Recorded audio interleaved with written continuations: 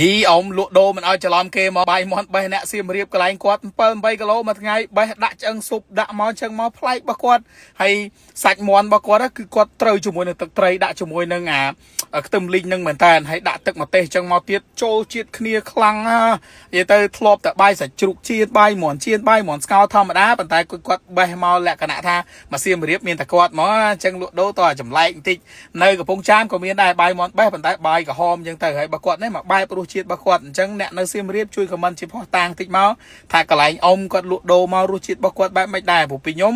កន្លែងគាត់ចំណុចពិសេសមួយត្រង់ថាបើមកញ៉ាំគឺដឹងតែឆាប់បានហើយលឿនហ្មងគឺគាត់បេះសាច់មាន់ទុកឲ្យស្រេចអីគាត់ថាប្រវត្តិដោយសារតែគាត់លក់តាំងពីនៅសាលាបឋមសិស្សសាលាចូលរៀនខ្លាចយឺតខ្លាចអីអញ្ចឹងគឺគាត់បេះសាច់មាន់ទុកឲ្យហើយអញ្ចឹងក្មេងៗមកញ៉ាំឆាប់បានហើយស្មើភាពគ្នាទៀតមានន័យថាមិនបាច់ចាំតម្រូវចង់ផ្លូវអ្នកខ្លះចង់ផ្លូវអ្នកខ្លះចង់ស្លាប់អញ្ចឹងទៅមកខ្វះខាតអីអត់ទេគឺគាត់បេះឡាំសាំចូលគ្នាឲ្យបាយរបស់គាត់គឺគាត់ដាំចេញពីទឹកឆ្អឹងមាន់ដែលគាត់បេះនឹងឯងអញ្ចឹងរសជាតិរបស់គាត់គឺសាមញ្ញមែនតើបាយស្ងោបេះសាច់មាន់អីធម្មតាទេបាយមាន់ស្ងោអីធម្មតាគាត់ថាចំណុចពិសេសមួយត្រង់ថាគាត់បកកែធ្វើទឹកត្រីតម្រូវជាមួយនឹងប្រភេទបាយរបស់គាត់ហ្នឹងអញ្ចឹងដាក់ទឹកគឺចូលជាតិគ្នាអញ្ចឹងសម្រាប់ពុកម៉ែបងប្អូនដែលរស់នៅទឹកដីខេត្តសៀមរាបជួយខមមិនតិចមកថាតើរសជាតិកន្លែងអ៊ំបែបម៉េចដែរអ្វីដែលខ្ញុំសង្កេតឃើញគឺចំណុចពិសេសគឺទឹកត្រីរបស់គាត់នឹងតែម្ដងត្រូវគ្នាជាមួយនឹងសាច់មាន់បេះដែលគាត់ហាន់ជាដុំចំណិតតូចដាក់ឡាំសាំចូលគ្នាហើយនេះអូមួយថ្ងៃនេះគាត់លាក់គាត់ថាអ៊ំលក់ដាច់ដែរណាក្មួយលក់ដូរតឲ្យគេចម្លែកគេបន្តិចអញ្ចឹងទៅក៏រកចំណុចពិសេសឲ្យខ្លួនឯងឃើញអញ្ចឹងពេលដែលអ្នកណាចង់ញ៉ាំបាយមាន់សាច់មាន់ស្ងោមាន់បេះអីចឹងគឺនឹកឃើញដល់កន្លែងគាត់ហើយមកទឹកដីសៀមរាបបើរកកន្លែងញ៉ាំរបៀបដូចគាត់ចេះអាចពិបាករកវាមិនសូវមានច្រើនអញ្ចឹងណាហើយនេះហើយជាចំណុចពិសេសដែលអ្នកលក់ដូរគួរតែរកចំណុចពិសេសឲ្យខ្លួនឯងបន្តិចដែលកន្លែងផ្សេងពិបាកនឹងមិនពិបាករកចង់និយាយអញ្ចឹងណា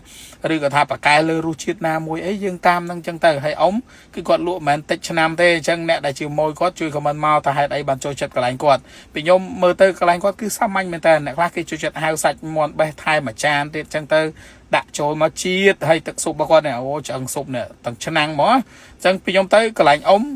ចំណុចពិសេសតម្លៃក៏សមរម្យទទួលយកបានអ្នកដែលនៅសៀមរាបអ្នកដែលនៅជិតក្រុងអីហ្នឹងគឺងាយស្រួលញ៉ាំព្រោះទីតាំងរបស់គាត់នៅក្រោយម្ដុំរោងកុន Major នៅខាងសៀមរាបហ្នឹងឯងអត់ពិបាករកទេក៏លក់ចាប់ពីព្រឹកឡើងហើយគាត់មិនមែនមានតែបាយទេគាត់មានបបរទៀតហើយបាយរបស់គាត់អ្នកស្រូបទឹកម្ទេសទឹកត្រីហ្នឹងមកគឺត្រូវគ្នាណាមិនមែនទឹកត្រីកោះកុងទេណាវារបៀបដូចទឹកត្រី